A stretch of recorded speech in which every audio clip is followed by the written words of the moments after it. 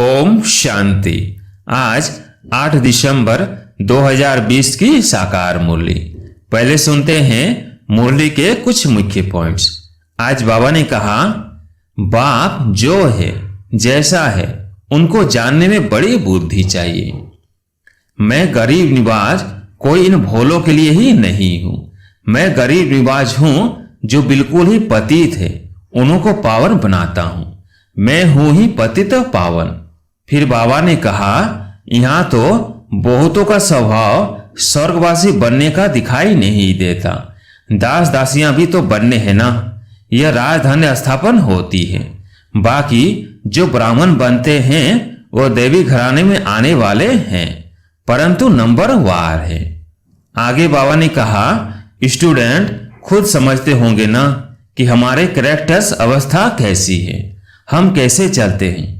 सबको मीठा बोलते हैं, कोई कुछ कहे हम उल्टा सुल्टा जवाब तो नहीं देते हैं।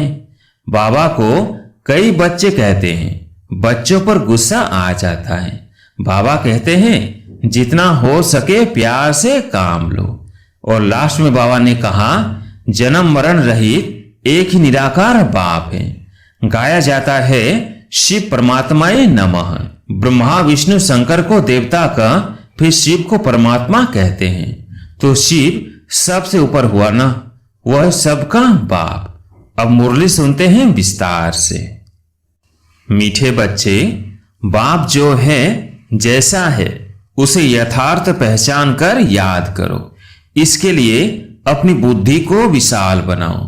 प्रश्न, बाप को गरीब निवाज क्यों कहा गया है? उत्तर, क्योंकि इस समय जब सारी दुनिया गरीब अर्थात दुखी बन गई है, तब बाप आए हैं सबको दुख से छुड़ाने। बाकी किस पर तरस खाकर कपड़े दे देना, पैसा दे देना, वो कोई कमाल की बात नहीं। इससे वो कोई साहूकार नहीं बन जाते। ऐसे नहीं मैं कोई इन भीलों को पैसा देकर गरीब निवाज कहलाऊंगा। मैं तो गरीब अर्थात पतितों को, जिनमें ज्ञान नहीं है, उन्हें ज्ञान देकर पावन बनाता हूं। गीत है, यही बहार है दुनिया भूल जाने की। ओम शांति। मीठे मीठे बच्चों ने गीत सुना। बच्चे जानते हैं गीत तो दुनियावी मनुष्यों ने गाया है। अक्षर बड़े अच्छे हैं, इस पुरानी दुनिया को भुलाना है। आगे ऐसे नहीं समझते थे।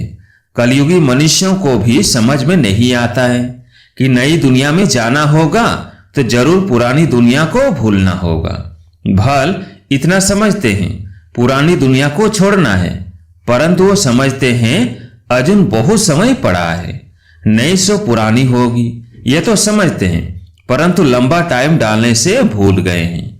तुमको अब स्मृति दिलाई जाती है, अभी नई दुनिया स्थापन होती है, इसलिए पुरानी दुनिया को भूलना है। भूल जाने से क्या होगा? हम ये शरीर छोड़ नई दुनिया में जाएंगे, परंतु अज्ञान काल में ऐसी ऐसी बातों के अर्थ पर किसका ध्यान नहीं जाता। जिस प्रकार बाप समझाते हैं ऐसे कोई भी समझाने वाला नहीं है। तुम इनके अर्थ को समझ सकते हो, यह भी बच्चे जानते हैं। बाप है बहुत साधारण, अनन्य। अच्छे अच्छे बच्चे भी पूरा समझते नहीं हैं, भूल जाते हैं कि इनमें शिव बाबा आते हैं। कोई भी डायरेक्शन देते हैं तो समझते नहीं कि यह शिव बाबा का डायरेक्शन है। शिव बाबा को सारा दिन जैसे भूले हुए हैं। पूरा न समझने कारण वो काम नहीं करते। माया याद करने नहीं देती, अस्थाई वो याद ठहरती नहीं। मेहनत करते करते पिछाड़ी में आखिर वो अवस्था होनी जरूर है। ऐसा कोई भी नहीं जो इस समय कर्मातीत अवस्था को पाले। बाप जो है जैसा है उनको जानने में बड़ी बुद्धि चाहिए। तुमसे पूछेंगे, बाप दादा गर्म कपड़े पहनते हैं? कहेंगे दोनों को पड़े हुए हैं। शिव बाबा कहेंगे मैं थोड़ी गर्म कपड़े पहनूंगा, मुझे ठंडी नहीं लगती। हाँ, जिसमें प्रवेश किया है उनको ठंडी लगेगी। मुझे तो न भूख न प्यास कुछ नहीं लगता। मैं तो निर्लेप हूं। सर्विस करते हुए भी इन सब बातों से न्यारा हूं। मैं खाता पीता नहीं हूं। जैसे एक साधु भी कहता था ना, मैं न खाता हूं न पीता हूं। उन्होंने फिर आर्टिफिशियल वेश धारण कर लिया है। देवताओं के नाम भी तो बहुतों ने रखे हैं और कोई धर्म में देवी देवता बनते नहीं हैं। यहाँ कितने मंदिर हैं। बाहर में तो एक शिव बाबा को ही मानते हैं। बुद्धि भी कहती है फादर तो एक होता है, फादर से ही वर्षा मिलता है। तुम बच्चों की बुद्धि में है। कल्प के इस पुरुषोत्तम संगम युग पर ही बाबा से वर्षा मिलता है। जब हम सुख धाम में जाते हैं तो बाकी सब शांति धाम में रहते हैं। तुम्हारे में भी ये समझ नंबरवार है। अगर ज्ञान के विचारों में रहते हैं तो उन्हों के बोल ही वो निकलेंगे। तुम रूप बसंत बन रहे हो बाबा द्वारा। तुम रूप भी हो और बसंत भी हो। दुनिया में और कोई कह न सके कि हम रूप बसंत हैं। तुम अभी पढ़ रहे हो, पिछाड़ी तक नंबरवार पुरुषार्थ अनुसार पढ़ लेंगे। शिव बाबा हम आत्माओं का बाप है ना, यह भी दिल से लगता तो है ना। भक्ति मार्ग में थोड़ी दिल से लगता है। या तुम सम्मुख बैठे हो, समझते हो बाप फिर इस समय ही आएंगे, फिर कोई और समय बाप को आने की दरकार ही नहीं। सतयुग से त्रेता तक आना नहीं है, द्वापर से कलयुग तक भी आने का नहीं है। वो आते ही हैं कल्प के संगम युग पर। बाप है भी गरीब निवाज, अर्थात सारी दुनिया जो दुखी गरीब हो जाती है उनका बाप है। इनकी दिल में क्या होगा, हम गरीब निवाज हैं, सबका दुख अथवा गरीबी मिट जाए। वो तो सिवाय ज्ञान से कम हो न सके। बाकी कपड़ा आदि देने से कोई साहूकार तो नहीं बन जाएंगे ना। करके गरीब को देखने से दिल होगी, इनको कपड़ा दे दें, क्योंकि याद पड़ता है ना मैं गरीब निवाज हूं। साथ साथ यह भी समझता हूं मैं गरीब निवाज कोई इन भोलों के लिए ही नहीं हूं। मैं गरीब निवाज हूं जो बिल्कुल ही पतित है, उनको पावन बनाता हूं। मैं हूं ही पतित पावन। तो विचार चलता है मैं गरीब निवाज हूं, परंतु पैसे आदि कैसे दूं। पैसे आदि देने वाले तो दुनिया में बहुत है, बहुत फंड से निकालते हैं जो फिर अनाथ आश्रम में भेज देते हैं। जानते हैं अनाथ रहते हैं, अर्थात जिसको नाथ नहीं। अनाथ माना गरीब। तुम्हारा भी नाथ नहीं था, अर्थात बाप नहीं था। तुम गरीब थे, ज्ञान नहीं था। जो रूप बसंत नहीं वो गरीब अनाथ है। जो रूप बसंत है उनको सनाथ कहा जाता है। सनाथ साहूकार को, अनाथ गरीब को कहा जाता है। तुम्हारी बुद्धि में है सब गरीब है, कुछ उन्हों को दे देवे। बाप गरीब निवाज है तो कहेंगे ऐसी चीजें देवे जिससे सदा के लिए साहूकार बन जाए। बाकी यह कपड़ा आदि देना तो कॉमन बात है, उनमें हम क्यों पड़े। हम तो उनको अनाथ से सनाथ बना देवे। भल कितना भी कोई पदमपति है, परंतु वो भी सब अल्पकाल के लिए है। यह है ही अनाथों की दुनिया। भल पैसे वाले हैं भी अल्पकाल के लिए, वहां है सदैव सनाथ। वहां ऐसे कर्म नहीं कूटते। यहाँ कितने गरीब हैं, जिनको धन है उन्हों को तो अपना नशा चढ़ा रहता है। हम स्वर्ग में हैं, परंतु है नहीं, यह तुम जानते हो। इस समय कोई भी मनुष्य सनाथ नहीं है, सब अनाथ है। यह पैसे आदि तो सब मिट्टी में मिल जाने वाले हैं। मनुष्य समझते हैं हमारे पास इतना धन है जो पुत्र पोत्रे खाते रहेंगे, परंपरा चलता रहेगा, परंतु ऐसे चलना नहीं है। यह तो सब विनाश हो जाएगा। इसलिए तुमको इस सारी पुरानी दुनिया से वैराग्य है। तुम जानते हो नई दुनिया को स्वर्ग, पुरानी दुनिया को नरक कहा जाता है। हमको बाबा नई दुनिया के लिए साहूकार बना रहे हैं। यह पुरानी दुनिया तो खत्म हो जानी है। बाप कितना साहूकार बनाते हैं। यह लक्ष्मी नारायण साहूकार कैसे बने। क्या कोई साहूकार से वर्षा मिला, वो लड़ाई की। जैसे दूसरे राजगद्दी पाते हैं, क्या ऐसे राजगद्दी पाई। वह कर्मों अनुसार यह धन मिला। बाप का कर्म सिखलाना तो बिल्कुल ही न्यारा है। कर्म अकर्म विकर्म, अक्षर भी क्लियर है ना। शास्त्रों में कुछ अक्षर है, आटे में नमक जितने रह जाते हैं।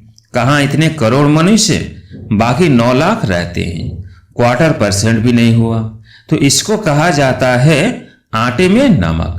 दुनिया सारी विनाश हो जाती है।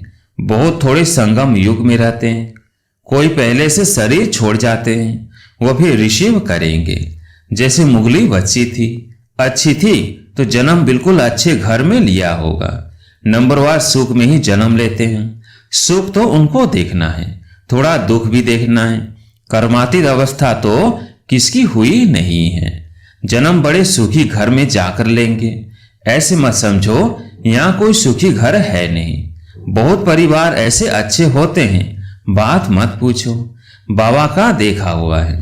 बहुएं एक ही घर में ऐसे साथ मिलाप में रहती है जो बस सभी साथ में भक्ति करती है, गीता पढ़ती है। बाबा ने पूछा, इतनी सब इकट्ठी रहती है, झगड़ा आदि नहीं होता? बोला, हमारे पास तो स्वर्ग है, हम सभी इकट्ठे रहते हैं, कभी लड़ते झगड़ते नहीं हैं, शांत में रहते हैं। कहते हैं यहाँ तो जैसे स्वर्ग है, तो जरूर स्वर्ग पास्ट हो गया है। तब कहने में आता है ना कि यहाँ तो जैसे स्वर्ग लगा पड़ा है। परंतु यहाँ तो बहुतों का स्वभाव स्वर्गवासी बनने का दिखाई नहीं देता। दास दासिया भी तो बनने हैं ना, यह राजधानी स्थापन होती है। बाकी जो ब्राह्मण बनते हैं वो दैवी घराने में आने वाले हैं, परंतु नंबर वार है। कोई तो बहुत मीठे होते हैं, सबको प्यार करते रहेंगे, कभी किसको गुस्सा नहीं करेंगे। गुस्सा करने से दुख होता है।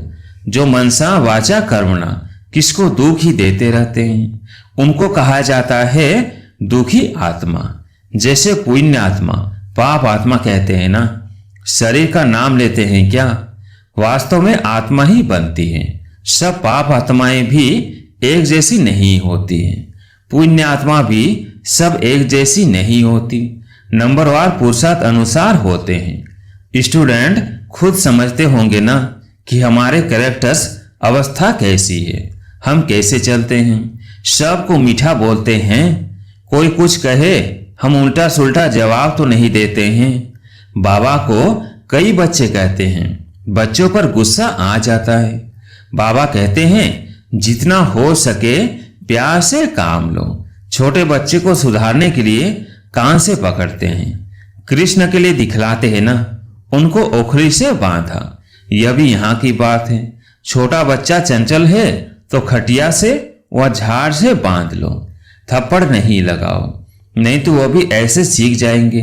बांधना ठीक है, ऐसे तो नहीं बच्चा बड़ा होकर माँ बाप को बांधेगा, नहीं। यह है ही बच्चों के लिए शिक्षा। बिल्कुल तंग करे तो कान से पकड़ सकते हो। कोई बच्चे एकदम नाक में दम कर देते हैं। निर्मोही भी बनना चाहिए, यह तो तुम बच्चे समझते हो। हमको यह लक्ष्मी नारायण बनना है। एम ऑब्जेक्ट सामने खड़ी है, कितनी ऊंच एम ऑब्जेक्ट है। पढ़ाने वाला भी हाईएस्ट है ना। श्री कृष्ण की महिमा कितनी गाते हैं। सर्वगुण संपन्न, 16 कला संपन्न। अब तुम बच्चे जानते हो हम वो बन रहे हैं। तुम यहाँ आई हो यह बनने के लिए। तुम्हारी यह सच्ची सत्य नारायण की कथा है ही नर से नारायण बनने की। अमर कथा है अमरपुरी जाने की। कोई सन्यासी आदि इन बातों को नहीं जानते। कोई भी मनुष्य मात्र को ज्ञान का सागर व पतित पावन नहीं कहेंगे। जबकि सारी सृष्टि ही पतित है तो हम पतित पावन किसको कहें? यहाँ कोई पुण्य आत्मा हो न सके। बाप समझाते हैं ये दुनिया पतित है। श्री कृष्ण है अव्वल नंबर, उनको भी भगवान नहीं कह सकते। जन्म मरण रहित एक ही निराकार बाप है। गाया जाता है शिव परमात्माए नमः। ब्रह्मा विष्णु शंकर को देवता का, फिर शिव को परमात्मा कहते हैं। तो शिव सबसे ऊपर हुआ ना, वो है सबका बाप। वर्षा भी बाप से मिलना है। सर्वव्यापी कहने से वर्षा नहीं मिलता है। बाप स्वर की स्थापना करने वाला है तो जरूर स्वर का ही वर्षा देंगे। यह लक्ष्मी नारायण है नंबर 1। पढ़ाई से यह पद पाया। भारत का प्राचीन योग क्यों नहीं मशहूर होगा?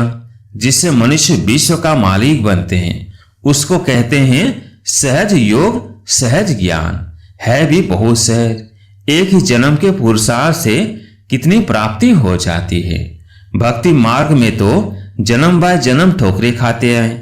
मिलता तो कुछ भी नहीं, यह तो एक ही जन्म में मिलता है, इसलिए सहज कहा जाता है। सेकंड में जीवन मुक्ति कहा जाता है। आजकल तो देखो कैसे कैसे इन्वेंशन निकालते रहते हैं। साइंस का भी वंडर है, साइलेंस का भी वंडर देखो कैसा है। वह सब कितना देखने में आता है।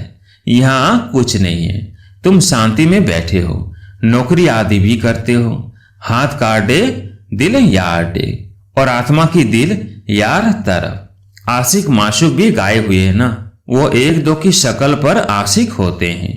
बेकार की बात नहीं रहती, कहां भी बैठे याद आ जाएंगे। रोटी खाते रहेंगे, बस सामने उनको देखते रहेंगे। अंत में तुम्हारी अवस्था हो जाएगी, बस बाप को ही याद करते रहेंगे। अच्छा, मीठे मीठे सिकिलधे बच्चों प्रति माता पिता बाप दादा का याद प्यार और गुड मॉर्निंग। रूहानी बाप की रूहानी बच्चों को नमस्ते। हम रूहानी बच्चों की रूहानी बाप दादा को याद प्यार गुड मॉर्निंग नमस्ते नमस्ते। धारणा के लिए मुख्य सार। पहला पॉइंट, रूप बसंत बन मुख से सदा सुखदायी बोल बोलने हैं, दुखदायी नहीं बनना है। ज्ञान के विचारों में रहना है, मुख से ज्ञान रतन ही निकालने हैं। दूसरा पॉइंट, निर्मोही बनना है, हर एक से प्यार से काम लेना है, गुस्सा नहीं करना है, अनाथ को सनाथ बनाने की सेवा करनी है। आज प्यारे मीठे बाबा का वरदान है, अपवित्रता के नाम निशान को भी समाप्त कर हिज होलीनेस का टाइटल प्राप्त करने वाले होली हंस भव। अपवित्रता के नाम निशान को भी समाप्त कर हिज होलीनेस का टाइटल प्राप्त करने वाले होली हंस भव। जैसे हंस कभी भी कंकड़ नहीं चुगते, रतन धारण करते हैं, ऐसे होली हंस किसी के अवगुण अर्थात कंकड़ धारण नहीं करते। वे व्यर्थ और समर्थ को अलग कर व्यर्थ को छोड़ देते हैं, समर्थ को अपना लेते हैं। ऐसे होली हंस ही पवित्र शुद्ध आत्माएं हैं। उनका आहार व्यवहार सब शुद्ध होता है। जब अशुद्धि अर्थात अपवित्रता का नाम निशान भी समाप्त हो जाए, तब भविष्य में हिज होलीनेस का टाइटल प्राप्त हो। इसलिए कभी गलती से भी किसी के अवगुण धारण नहीं करना। स्लोगन है, सर्वंश त्यागी वह है जो पुराने स्वभाव संस्कार के वंश का भी त्याग करता है। सर्वंश त्यागी वह है जो पुराने स्वभाव संस्कार के वंश का भी त्याग करता है। अच्छा, ओम शांति।